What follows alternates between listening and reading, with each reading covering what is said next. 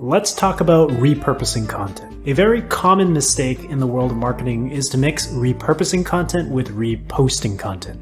They are completely different. One is much more effective than the other. Reposting content is when you simply take something that you've shared before and you repost it, maybe 3 months later, maybe 6 months later. Now, there's still value in that reposting content, making sure that new audiences can still access old content. But repurposing content is retelling that story in a different way. It's breathing new life into content and ideas that you've published previously. Let me give you an example. Let's say you just published a blog post and your blog post consists of 7 tips to do this or that. And now to repurpose that blog post, you can break up your 7 tips into 7 different tweets. You can create an infographic that illustrates those 7 points in cartoony graphics. You can create a short form video series where each day you address one of those tips in a video just like this one. What you've effectively done is taken that blog post and extended the life of that content across many different platforms, communicated in many different ways. Now, if you apply that idea, you'll see that you don't even need to produce new content to be able to fill your content calendar. Chances are, if you've been in the business for a while, you probably have years of blog posts that you can draw on. My number one tip when it comes to repurposing content is take your highest performing blog post historically, take that and turn it into 6 or 7 different pieces of content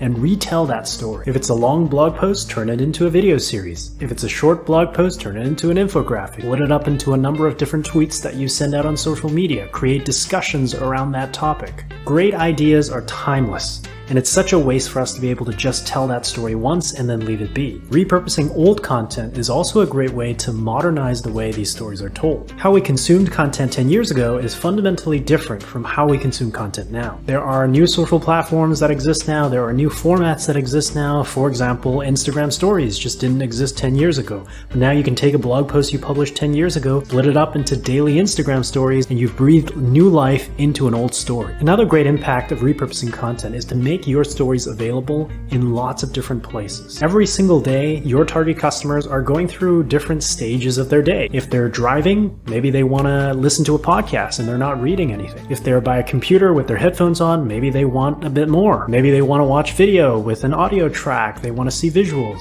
Throughout the day, sometimes they're on a large screen, sometimes they're on a small screen, and repurposing content is all about making your content available on all of these different platforms, different formats, to be able to keep telling your stories at a time and place that meets with your target customers. With all the tools available out there now, there's really no excuse to not repurpose your content. Some of the videos that I create is just me repurposing blog posts. I'm reading a blog post, I'm recording the script of it, and I'm putting some stock media in there to create a video version of a blog post. And I do all of that in a couple minutes with the tools that are available on platforms like Lumen 5. So if you're looking for more content ideas, look no further than the content you've already published. Today is your official challenge to take your highest performing content and repurpose those stories into lots of different formats. Hopefully this was helpful. Let me know what you think about repurposing content in the comments below, and I'll see you in the next video.